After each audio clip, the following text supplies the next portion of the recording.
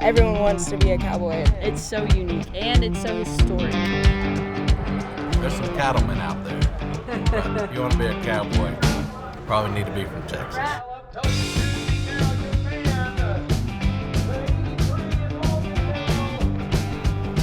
Being tough is what being Texan is all about.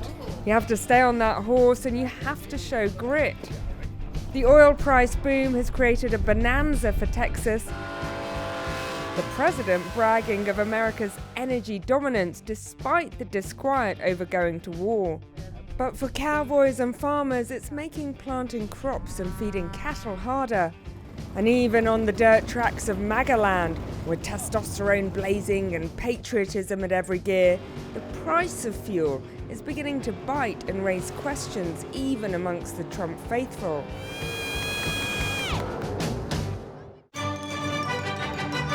At the outset of the 20th century, oil was discovered in Texas. It ushered in an economic boom for the state and many of its citizens. When the price of oil goes up, it's big business, then and now. It's a windfall for us. We're definitely benefiting from $100 oil. Tyler Rufenacht is what they call a wildcatter. He runs his family oil business and chairs the trade group for independent firms in the panhandle. We have lost 10 million barrels per day to shut-ins in the Middle East. Is Texas the beneficiary of that? You know, we're the largest oil producer in the world, and we could increase oil production more. You know, if we invest this money today, is this well going to be, profitable for us? Because if the war or the conflict, I should say, in Iran, ends tomorrow and prices go down to 60, I might not be too interested in drilling, $1 million oil well. Texas is vast, wealthy, and its economy is worth $2.9 trillion a year. That prosperity comes from black gold, with 233 active oil rigs sprawled across the Permian Basin, pumping out 6.6 million barrels of oil a day.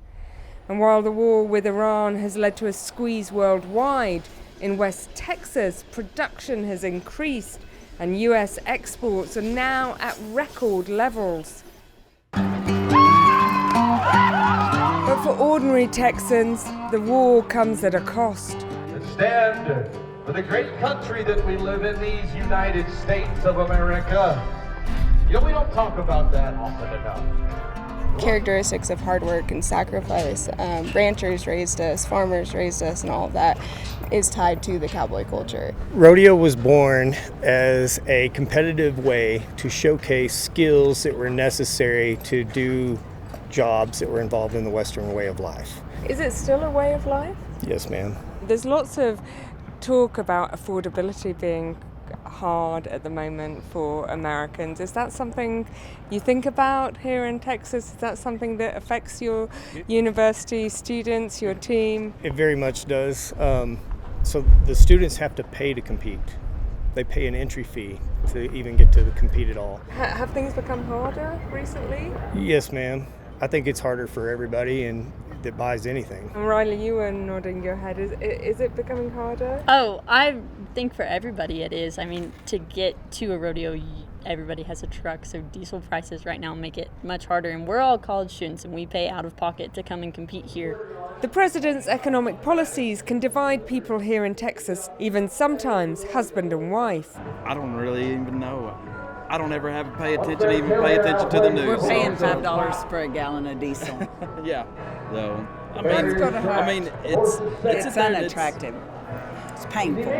I voted for him for no new wars, and so this is a little bit of a conundrum. But oh, what do you want to know about Trump? He's a great.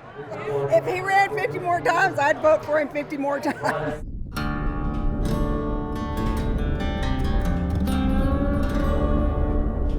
The cowboy way of life is played out for farmers across Texas, home to 13 million head of cattle, and rancher David Schaller. Is it easy being a rancher? I'd say no. No, ma'am. It's a full-time job and then some. With the conflict that's going on right now, the fertilizer prices are through the roof. Has it been a bit of a shock to see those supplies start to be cut off? It has, and it's affected. It's affected the way you look at your, you look at your bottom line, and all these guys that are growing hay in this country and everywhere else. That hay ground takes a lot of fertilizer for maximum production, and either whether you grow it or you buy it, somebody's got to pay the cost. I think there's always a little pain before there's a little gain. We all, for a crude way of putting it, we all suck off the oil tip, and so when the oil prices are up and the oil industry is making money, we all make money. Away from the farm, families in the panhandle blow off steam stock car racing. Born out of the Prohibition era, bootleggers would modify cars to outrun the law. Almost 74% of American oil gets guzzled up by cars, trucks and planes, dwarfing both industrial use at 2.4% and residential consumption, which comes in even lower. Today, Brock and his car, Bougie, are hoping for a podium finish. You're about to race this car? Yes, is that yeah, right? we're about to go run it into people. That's usually how that works. Came in second, right? Yes, yeah. He That's led pretty it for a little good. bit, but he did come in second, yeah. That's your daughter? Yeah, that's his wife. Yeah. Brock's dad is just as fanatical. It's a testosterone-filled monster that just gets inside of you. And God is good. It feels so good. Optimism and shout-outs to God pepper everyone's speech here. But like the ranchers, many of the racers are feeling the sharp end of higher petrol prices. Price of tires, price of oil, price of fuel, price of entry fees, pit passes, all the parts for the car. It's all pricey. Makes it tough. So you gonna get richer? No. Back in the heart of Amarillo, Jason Herrick says his energy company shares its profits with 4,500 small mineral owners, some of whom drilled for oil way back in the 1920s.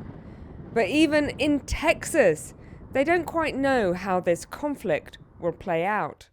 I have no idea what's going to happen in the Middle East, and I don't know. My feeling is this. I think the markets are telling us that it's a short-term supply disruption. I think oil gets most of the headlines, but some of the natural gas, the helium components, those are probably some pretty critical, those are critical elements that are also being denied from the market as well and getting upset in all of this regional chaos that's going on. Do you look to the president to tell you how long this conflict is going to last? No. Pantera Energy also produces natural gases like helium. In fact, the town of Amarillo used to provide the world with most of its helium supply until the US government sold it off.